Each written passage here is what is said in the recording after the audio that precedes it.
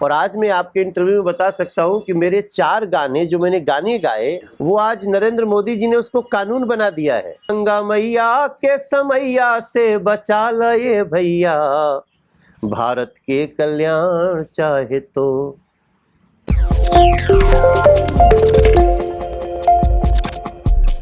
Hey guys, मेरा नाम है दीपेंद्रा। स्वागत है आप लोगों का बातचीत के एक और एपिसोड में।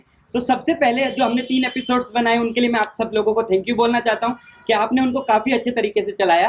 तो अब हम एक लेवल और ऊपर जाके आज जो हमारे साथ गेस्ट हैं वो काफ़ी बड़े गेस्ट हैं, लिटरली काफ़ी बड़े गेस्ट हैं। तो हम स्वागत करते हैं आज हमारे अगले गेस्ट का, मनोज तिवारी सर का। Thank you sir, thank you very much. Sir मैं आपका इंट्रोडक्शन नहीं दे पाऊंगा इस टाइम पे, इधर वो इतनी सारी चीजें जब पोर्टफोलियो में होती है ना, तो इंट्रोडक्शन देना काफी ज्यादा डिफिकल्ट हो जाता है। नहीं, आपका ये बड़प्पन है।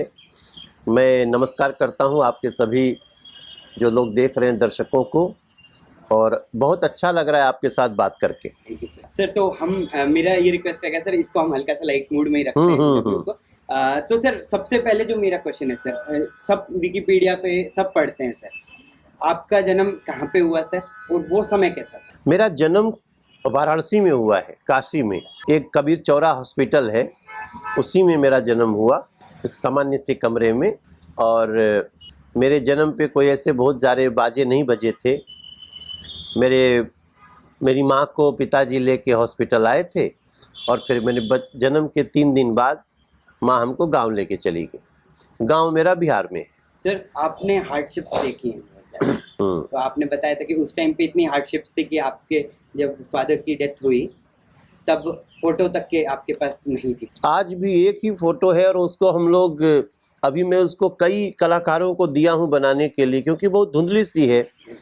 एक हमारे भैया है, इंजीनियर हैं, अभी वो जस्ट दिखाया उन्होंने कि एक फ़ोटो लिया था जिसको हम बड़ी कराने की कोशिश कर रहे हैं।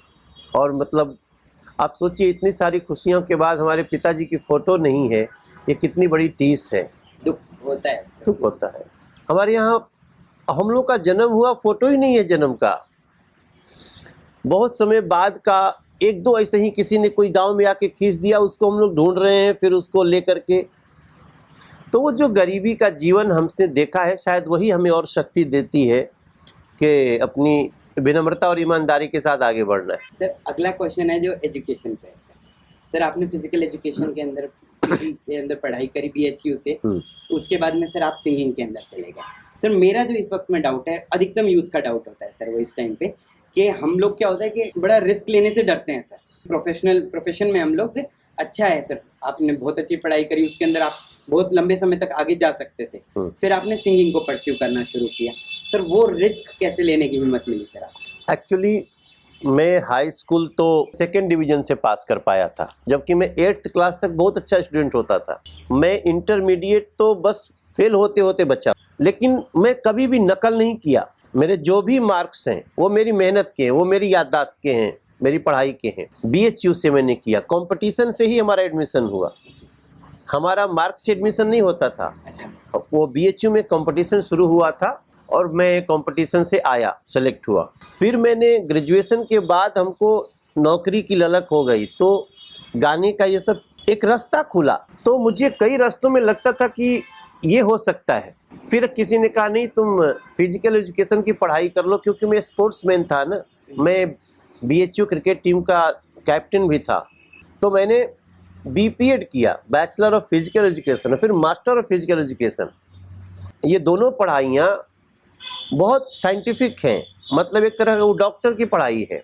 स्पोर्ट्स टीचर जो बनते हैं, इंजरी नहीं होनी चाहिए, मसल्स नहीं, हाँ, सब सारी चीज़ें उसमें पढ़ाई जाती है। तो वो पढ़ने के बाद फिर भी मुझे नौकरी नहीं मिली, तो मैं काफ़ी मजबूर होकर मैं सिंगिंग की तरफ गया हूँ। अचानक नहीं गया, जब सब दरवाजे बंद होने लगे थे तो मुझे याद आया कि मेरे गाने को लोग बहुत पसंद करते हैं। तो मैंने अपने अंदर के जज की बात सुनी, जो मेरे अंदर बैठा था, Manoj you can be a good singer. फिर मुझे भी विश्वास हो गया कि मैं बन सकता हूँ, और मैं चला गया, फिर बन गया। अच्छा सर, उसके बाद एकदम से पॉलिटिक्स कैसे हुआ? नहीं, उसके बाद पॉलिटिक्स नहीं आया। अच्छा। जब मैं सिंगिंग करने के लिए मैं 4 साल स्ट्रगल किया हूँ, 4 years। 1996 से 2003 तक सिर्फ सिंगिंग में था। फिर मैं गाने लिखता था, गाना भी मैं लिखता था। और आज मैं आपके इंटरव्यू में बता सकता हूँ कि मेरे 4 गाने जो मैंने गाने गाए, वो आज नरेंद्र मोदी जी ने उसको कानून बना दिया है। अच्छा। लाल बत्ती नहीं रहेगी, ये मेरा गाना था। हाँ जी। गंगा को बचाना है, ये मेरा गाना था, तो नमामि गंगे बना। हमारा भ्रूण हत्या गाना था, तो बेटी बचाओ बेटी पढ़ाओ कानून बना। और करप्शन के ऊपर हमने गाना गाया, तब जा कर के करप्शन के इतने सारे कानून आए। उसके बाद हम एक्टिंग में गए, फिल्मों में गया मैं 2003 में, और मेरी पहली फिल्म बहुत बड़ी हिट हो गई। 30 लाख रुपए से बनी हुई फिल्म 48 करोड़ का बिजनेस किया। मैं होंडा सिटी खरीद लिया मैं जीप से, मोटरसाइकिल से जीप पे आया, जीप से होंडा सिटी इंडेवर पे आ गया, मर्सिडीज पे आ गया। वो चला मेरा 2003 से 2014 तक। फिर मैं आ गया पॉलिटिक्स में। एक बार बीच में भी चुनाव लड़ा था मैं 2009 में, लेकिन वो मैं नहीं लड़ा था, वो किसी ने लड़ा दिया था। मेरा डिसीजन हुआ कि मुझे राजनीति में भी जाना चाहिए, वो उसी एक्सीडेंटल चुनाव लड़ने से हुआ। तो तब मेरा पॉलिटिक्स शुरू हुआ। काफ़ी दुनिया देखने के बाद, दुनिया के बहुत सारे पॉलिटिशियंस को देखने के बाद, बहुत सारे करप्शन देखने के बाद, जो कांग्रेस के टाइम में करप्शन होता था, बस ये लोग अपने परिवार का भरते रहते थे। जैसे जम्मू कश्मीर के लोगों का पर्दाफाश हुआ है ना, जो 3 परिवार है, वैसे ही ये परिवार का, जो राहुल जी का परिवार है, ये लोग तो करप्शन में डूबे हुए थे। तो उसको देख करके मुझे लगा कि यार हम अपने, अब तो मुझे सब कुछ मिल गया है, मैं उनको क्या दे सकता हूँ जिन्होंने मुझे सुपरस्टार बनाया। देन मोटिवेशन से मैंने देखा कि नरेंद्र मोदी नाम के एक व्यक्ति प्रधानमंत्री पद के लिए आ रहे हैं, और मैं कूद पड़ा सब कुछ छोड़ के। तो वो पॉलिटिक्स शुरू हुआ, और मैं गाने बनाता था। मैं पॉलिटिक्स में रह के भी मैं करप्शंस को, गलत नीतियों को मैं सॉन्ग्स में बनाता था, और वो सॉन्ग्स लोग बहुत पसंद करते थे। मैं केवल रोमांटिक सॉन्ग नहीं गाता था, रोमांटिक भी गाता था, लेकिन मैं साथ साथ हर एल्बम में अपने एक मैसेज का गाना गाता था। अब ये गाना मैंने गाया कि गंगा मैया के समैया से बचा लए भैया, भारत के कल्याण चाहे तो कांग्रेस ने तो सुना, तो कांग्रेस ने भी, लेकिन उसका पालन किया नरेंद्र मोदी ने। मैं कैसे नहीं खुश होऊंगा।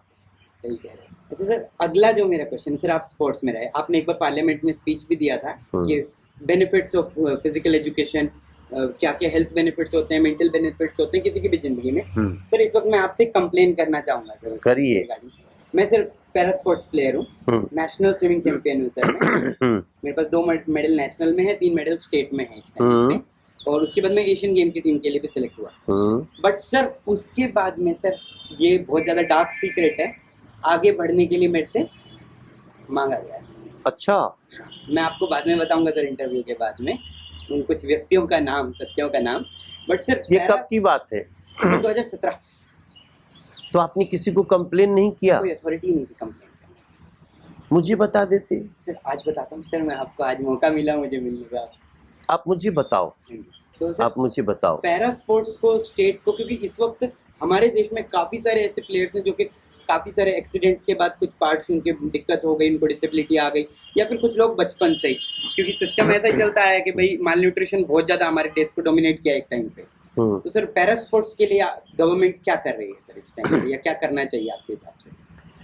देखिए, मैं एग्जैक्टली नहीं क्या क्या कर रही नहीं बता सकता, लेकिन मोदी सरकार का पैरा स्पोर्ट्स पे बहुत ध्यान है। पीएम हर वो सुविधा देना चाहते हैं और हर वो बाधाएं दूर करना चाहते हैं। हमने वैसी पॉलिसी भी बनाई है। अब क्या है कि कुछ गंदे लोग तो होंगे सिस्टम में, जिनके कारण आप जैसे लोगों को तकलीफ हुई है, तो हम भी देख रहे हैं। हम एडमिनिस्ट्रेशन से भी रोज अच्छे लोगों से मिलते हैं, तो गंदे लोगों से भी मिलते हैं, बट उनसे जूझना भी तो एक हमारा स्ट्रगल है, और उसमें धीरे धीरे हम समस्याओं को दूर कर रहे हैं। लेकिन पैरा स्पोर्ट्स के लिए जितनी चीज़ें हैं वो मैं इंटरव्यू में पूरा नहीं बता सकता, बट आप जिस दिन कहेंगे मैं लेके बैठूंगा, और अगर कहीं इरेगुलरिटीज़ हो रही है तो मैं आपके साथ मिलकर उसको दूर करूँगा। Thank you sir. अच्छा सर, अगला सवाल अब थोड़े से हम पॉलिटिकल क्वेश्चंस पे जाते हैं। हाँ पॉलिटिकल वैसे वाले नहीं सर, आपने लोकसभा का चुनाव 2014 में आप पीछे रह गए थे सर उसके अंदर जी। उसके बाद में सर आप 2016 के अंदर दिल्ली प्रदेश के अध्यक्ष बन गए, हाँ प्रेसिडेंट ऑफ दिल्ली बीजेपी। जी। आपने बहुत ज्यादा बेहतरीन काम किया सर उस टाइम पे, पूरी पार्टी को आपने एक साथ लेके आए। 2019 में आप क्लीन स्वीप लेके आए सर, जो कि एक इतिहास है, बहुत बड़ा इतिहास है सर। 54% वोट। 54% vote sir. लेकिन सर मेरा जो इस वक्त डाउट है, आप अगर इस टाइम पे सर सीएम पे अगर होते, कैंडिडेचर पे होते, तो अभी जो हमारे इनकम्बेंट सीएम हैं, चीफ मिनिस्टर हैं, उनकी क्या क्या चीजें हैं जो आप नहीं करते, या फिर क्या क्या चीजें ऐसी हैं जो आप करना चाहते हैं सर? वैसे तो बहुत ये काल्पनिक क्वेश्चन है, लेकिन मैं चाहता हूं जो भी सीएम रहे दिल्ली का, 4 काम प्राथमिकता से करना चाहिए। दिल्ली के जितने फ्लड के नाले हैं, फ्लड डिपार्टमेंट के, उनको ठीक करके उनको सुंदरीकरण कर देना चाहिए। दिल्ली में जो जल जमाव होता है, बारिश होती है, पानी सड़कों पे आ जाता है, उसका सबसे बड़ा कारण नाले हैं, छोटे नाले और बड़े नाले। बड़े नाले पीडब्ल्यूडी और फ्लड के हैं, उनको कोई नहीं देखता। मतलब आप सपोज आप बुराड़ी में चले जाओ और एक फ्लड का नाला देख लो, आपको क्लोरीन सुखाने की ज़रूरत नहीं, आप ऐसे गिर जाओगे अगर पहली बार गए तो। और भी जितने करावल नगर से गुजरने वाले या फिर जहाँ भी दिल्ली में फ्लड के नाले हैं, वो इतने बुरी स्थिति में, उनको ठीक करने की सरकार कोशिश नहीं कर रही। उससे बहुत बड़ा, कई बार आप देखते हैं बस डूब जाती है, आदमी मर जाते हैं, तो उसको दूर करना बहुत जरूरी है, और उसी से दिल्ली का सुंदरीकरण होगा। उसके कारण बहुत लोग बीमार होकर मर रहे हैं। दूसरा काम हम करते, हम दिल्ली को साफ पानी की व्यवस्था करते। सिर्फ झूठ बोला जा रहा है, और जो लोग शिकायत करते हैं उनको फ्री पानी का झांसा दे करके उनको चुप करा दिया जाता है। बट जो पानी पी रहे हैं वो, उससे बहुत लोग बीमार हो रहे हैं। और क्लीन वाटर, ये हमारी प्राथमिकता होती। And clean environment, clean air. Delhi की हवा इतनी जहरीली हो जाए और दिल्ली के मुख्यमंत्री चैन से सोए, ये मैं नहीं देखना चाहता। और उसके लिए ज़्यादा नहीं, अभी जैसे गौतम गंभीर ने अपने पैसे से 2 एयर क्लीनर लगाए। अगर सरकार चाह ले तो 200 करोड़ रुपया लगा दे, तो पूरी दिल्ली को हम इसका पोल्यूशन लेवल, अभी जो भी लेवल है उससे 70% डाउन कर सकते हैं। और फिर उसके बाद दिल्ली में रहने वाले लोगों का जीवन भी बढ़ेगा, उनकी फीलिंग भी बढ़ेगी, क्वालिटी भी बढ़ेगी। एंड लास्ट, यमुना जी की सफाई। यमुना जी के किनारे आप जाके देखो, सिर्फ बातें हो रही है। 2015 में भी मुख्यमंत्री जी कहते हैं हम 2 साल में, 3 साल में कर देंगे, फिर 3 साल बाद करते हैं, फिर हम 2 साल में कर देंगे, फिर 2 साल बाद कहते हैं, फिर हम 2 साल में कर देंगे। तो ये जो लापरवाही है, गैर जिम्मेवारापन है, मैं चाहता हूँ कि जो भी सीएम रहे वो इसकी चिंता करे, और दिल्ली के लोग हैं उनके जीवन को बेहतर बनाए। बाकी तो सब कर लेंगे। हाँ जी सर, अगला क्वेश्चन, कोविड-19 सिचुएशन अभी भी चल रही है, बहुत लंबा समय हो गया है, जिंदगी बदहाल हो गई सर, खास करके। और सर हम बिहार की पॉपुलेशन जो है उसको हम पूरी इंडिया में, क्या पूरी दुनिया में कहीं पे भी इग्नोर नहीं कर सकते। चाहे वो आप सिविल सर्विसेज ले लो, चाहे वो डेली वेज लेबर ले लो। लेकिन सर इस कोविड-19 सिचुएशन में जो इनका हाल था ना सर, वो जो पैदल जाते हुए सर, आगे ऐसी सिचुएशन, क्योंकि सर ये सारी चीजें हैं जो ये वायरस वगैरह आना चाहिए, मैन मेड हो चाहे वो नेचुरल हो, ये सिचुएशंस कभी ना कभी आती रहेंगी और देश को डट के उसका मुकाबला करना पड़ेगा। लेकिन आगे सर ऐसा उन पॉपुलेशन के लिए जो हमारे लिए सब कुछ है, वो लोग जो कि शायद हमारे दिल की तरह हमारी हर बीट के अंदर है सर, उनके लिए सर आगे ऐसे स्ट्रगल ना आए तो क्या करना चाहिए सर आपके? देखिए, इसमें बहुत सारी फैक्टर्स ने काम किया। हमारा भी दिल दहला जब वो लोग पैदल निकल गए। लेकिन पैदल निकलने की ज़रूरत क्यों पड़ी? पैदल निकलने की ज़रूरत इसलिए पड़ी कि लोगों को लगा खाने को कहाँ से मिलेगा, और कई बार लोकल लोगों ने अफवाह फैलाया कि गांव में बचेंगे, भाई कोरोना से बचने के लिए वो कोरोना के चेन को तोड़ना था। तो जो भी बड़े बड़े शहरों से जो लोग निकले हैं वो दर्दनाक तो था ही, बहुत ही दिक्कत भरा था। लेकिन इसके बाद भी सोचिए 9 महीने तक सरकार ने फ्री राशन दिया। कौन देश कर सकता है ऐसा? कोई नहीं कर पाया। तो इसलिए लोगों को अफवाह में नहीं आना चाहिए था, रुकना चाहिए था, क्योंकि जाने के बाद फिर उनको काम के लिए फिर आना पड़ा है।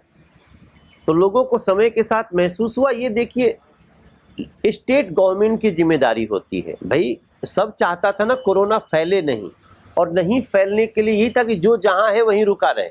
लेकिन उसमें कुछ लोगों ने जानबूझ के उसको साजिश के तहत लोगों को निकालने की कोशिश की। थैंक गॉड कि हम फिर भी भारत को बचा पाए हैं। जो दुनिया से हमारा अगर आप देखें तो ऐसा लगता है कि कोरोना पर भारत ने न सिर्फ लॉकडाउन करके नियंत्रण पाया, बल्कि आज वैक्सीन ला के भी पूरी दुनिया को ऐसे लोग जो भारत की बुराई करते थे वो भारत से वैक्सीन मांग रहे हैं। यूके तक कंसिडर कर यूके रहे थे, तक, कल मैंने पढ़ा था। यूनाइटेड किंगडम भी। तो ये सब बहुत बड़ी उपलब्धि है, गौरव है देश के लिए। तो लेकिन बड़ी खुशी होती है मेरे को देख के, कई सारे ऐसे कंट्री जो कि इकोनॉमिकली हमारे से ज्यादा स्ट्रॉन्ग है, हाँ? उन्होंने ये फैसले ले लिए कि हम 50-55 से ऊपर वालों को वेंटिलेटर ही नहीं देंगे। और हमारे यहाँ पे वो कमी कभी आई नहीं, आई तो 1 से 2 दिन में हटा दी गई। ये बहुत ज्यादा एक प्राउड मोमेंट फील होता है। प्राउड मोमेंट, और सबसे मिनिमम नुकसान भारत का हुआ है। अच्छा सर, आखिरी 2 मिनट और लेऊंगा सर। सर इस टाइम पे बिहार में जैसे जो चल रहा है, अभी डाटा का इशू आया सर, बिहार के अंदर सुशील मोदी जी के बाद में कोई एक ऐसा नेता नहीं आया जो नेशन वाइड पे इतना स्ट्रांग हो। सर आपको क्या लगता है सर, बिहार के अंदर कोई ऐसे नेता आने चाहिए? क्योंकि सर सिस्टम बिहार का आप जानते हो सर, जो चल रहा है वो सेंटर की तरफ से इस वक्त बैकबोन पे चल रहा है।